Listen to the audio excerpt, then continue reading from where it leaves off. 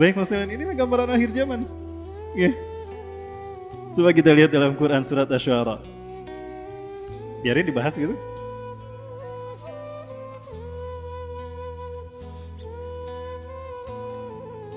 Lupakah kita kalau Rasulullah pernah menyebutkan dalam hadisnya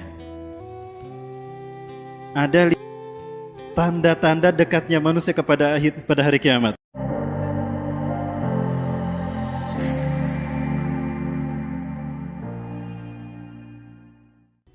Kita hitung ya, boleh kita hitung sama-sama.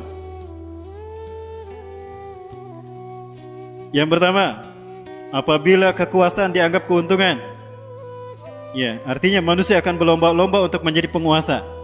Sudah terjadi belum? Sudah. Ini membenarkan hadis Rasulullah yang lain. Innakum satahrishuna 'alal imarah wa satakunu nadamatan yaumal qiyamah. Fa ni'mal murdiah wa bi'satil fatimah. Sungguh kalian di akhir zaman nanti akan berlomba-lomba untuk menjadi pemimpin dan penguasa. Wa innaha satakunu nadamatan yaumal qiyamah. Dan sungguh itu akan menjadi penyesalan yang besar di hari kiamat. Fa ni'mal murdiah. Itulah kenikmatan yang sesaat. Wa bi'satil fatimah. Dan kesengsaraan yang panjang. Keras. Subhanallah. Belum saya sebut udah lebih keras lagi, bro. Terbukti kan sekarang orang-orang berlomba-lomba untuk menjadi penguasa. Kenapa? Karena di balik kekuasaan itu ada keuntungan, ada ghanimah, betul? Maka mereka berani mengeluarkan berapapun biayanya. Ya, sampai ada tim suksesnya segala. Ya, karena mereka sama-sama ingin mendapatkan keuntungan. Naudzubillah summa naudzubillah. Maka jika mereka terpilih menjadi penguasa, yang terpikir bukan bagaimana membahagiakan rakyat, bagaimana membuat strategi agar perekonomian umat meningkat, kesejahteraan mereka makin terangkat. Justru yang dipikirkan adalah kumaha eta modal balik deui. Betul? Maka rakyat dibuang. Bahkan ketika mereka kampanye, mereka menggunakan ayat-ayat kursi. Di saat kursi mereka dapatkan, ayatnya dibuang. Betul? Tinggal kursinya yang mereka pegang. Allahu Akbar. Maka dari itu, amanat dianggap sebagai sesuatu yang bersifat ghanimah, rampasan. Maka orang berlomba-lomba dan saling menjatuhkan untuk mendapatkan amanah tadi. Mereka lupa kalau amanah akan dipertanggungjawabkan. Yang keberapa barusan? Kedua. Yang ketiga, membayar zakat dianggap merugikan. Akan ada masa di mana orang takut tidak membayar pajak daripada tidak membayar zakat. Mereka pikir kalau tidak membayar pajak, cuma aset duniawi mereka yang hilang. Mereka lupa kalau mereka tidak membayar zakat, aset hidupnya dicabut sama Allah. Mau pilih mana? Mau pilih dicabut aset hidupnya atau aset dunianya? Baik, dan tidak diceritakan, tidak pernah ada terjadi dalam sejarah orang miskin gara-gara berzakat. Justru orang makin kaya dengan berzakat. Nomor berapa itu? 3, dihitung ya. Nomor keempat, belajar bukan lagi karena agama, melainkan untuk meraih tujuan duniawi semata. Inilah pendidikan hedonis, pendidikan materialis.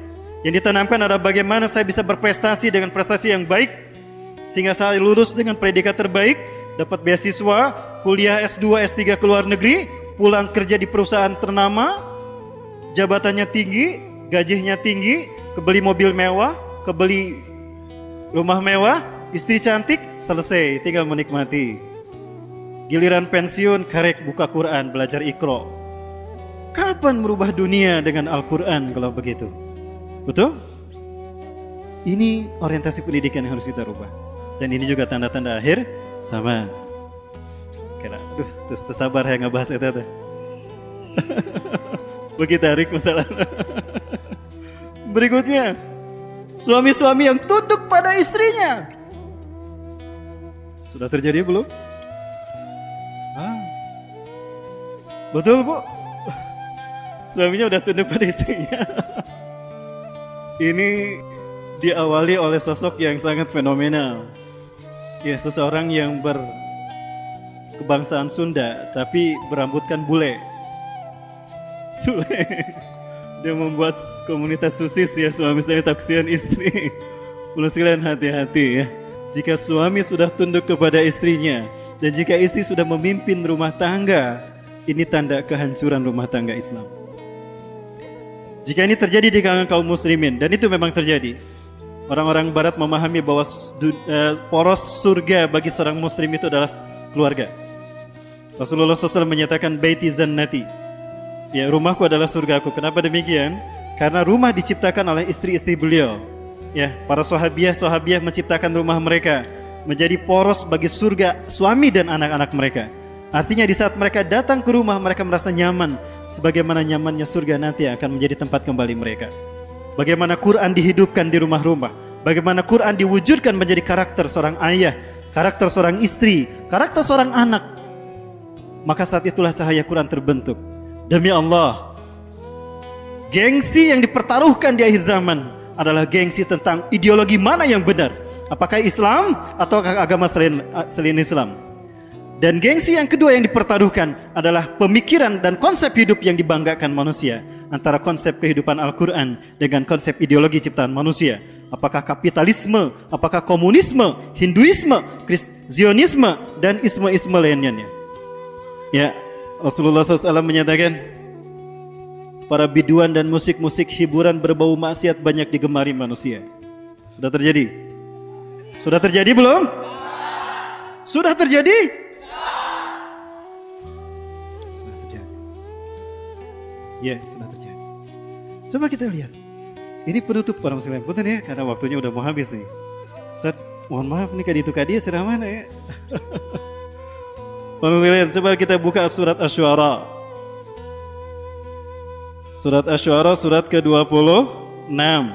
Asy-Syu'ara itu sendiri artinya syair-syair.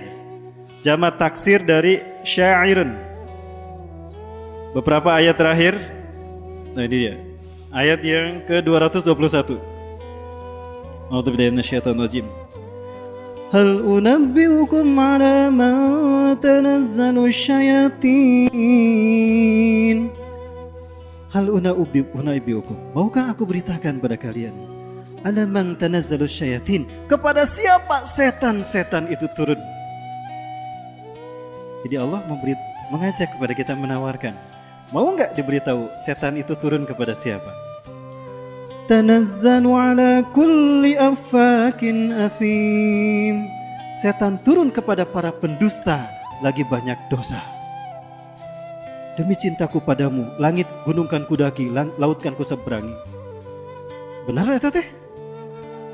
Bohong kan? Betul, mereka pendusta lagi banyak dosa. Lihat konsernya jam 9 malam. Diisukan aja ngantri tah. Beli tiket. Salat duhur dilewat, salat asar dilewat, salat maghrib dilewat, asar dilewat. Dilihat berdiri pangharup, luar biasa tah gitu. Allahu Akbar. Betul. Ini tanda akhir zaman. Ini mah kebenaran Al-Quran. Maka ini yang harusnya dinasihatkan oleh ayah dan ibu kepada putra-putrinya. Baik. Ayat berikutnya. Yulquna as-sam'a wa aktsaruhum kadhibun. Mereka mengarahkan pandangan mereka kepada para penyair-penyair itu. Betul?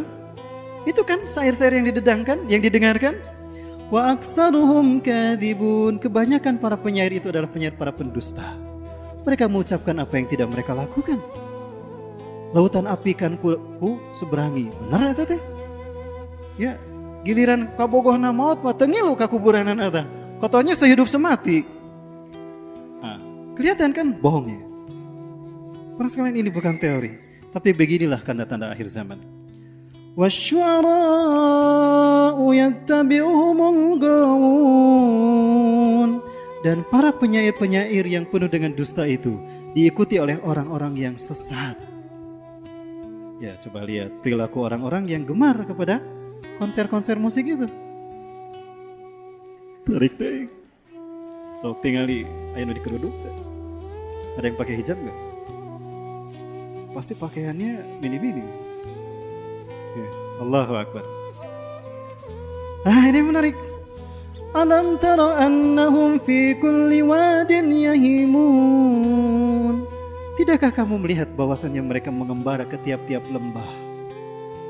Coba. Ini terjadinya kapan?